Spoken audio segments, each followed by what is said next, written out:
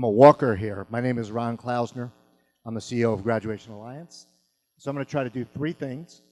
One, share with you the problem. Two, share with you our approach. And share with you impact.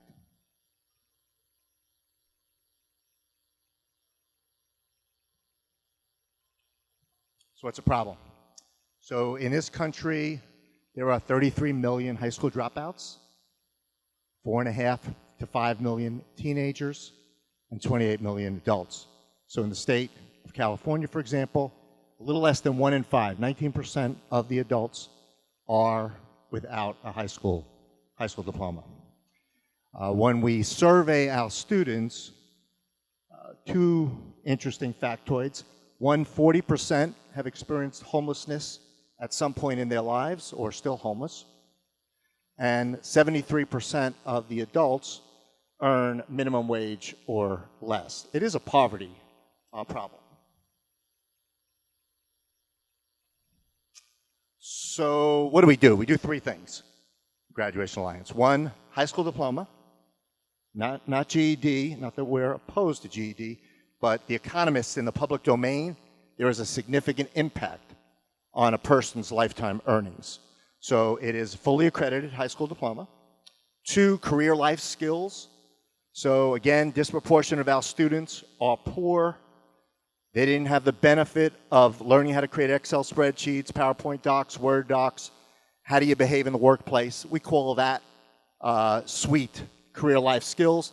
And three, technical skills to get sustainable living wage jobs.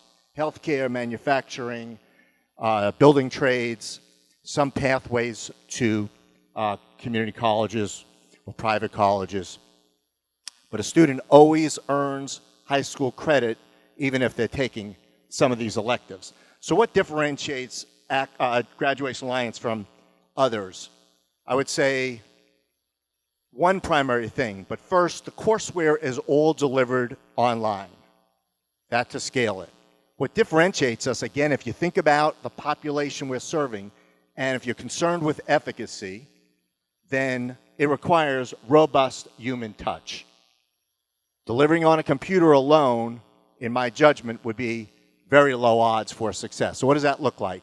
Well, the courseware is delivered online. There's a social worker. Students in most of our states, we're about a dozen states, are required to meet with the social worker once a week to see if they need to be redirected to community-based organizations. Academic coach, we have fairly sophisticated algorithms that will contact the student minimum a couple times a week. Modalities, chat, text, some telephonic, less and less email. 24/7 tutoring. Students enroll all the time, so about 350 days a year. We require a certain pace and progress every week. Our model is a pay-for-performance model. So if it's a state, which I'll touch in a second, they only pay us if the student is making academic progress and ultimately, in some situations, graduation and placement of jobs. So it's probably hard to read, but that's a numerous suite of the support services. We give the students a Chromebook with Wi-Fi to get them going. So I mentioned impact.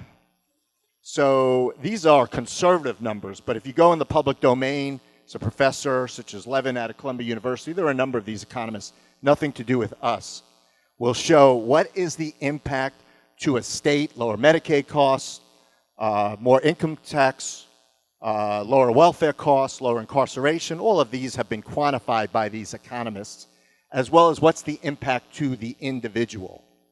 So on average, it will cost about $6,500 to get a student from point A to completion, and that includes the cost of all students that fail, and the state will realize, in effect, a staggering ROI. So in this case, for about $6.5 million, the state will get back $469 million.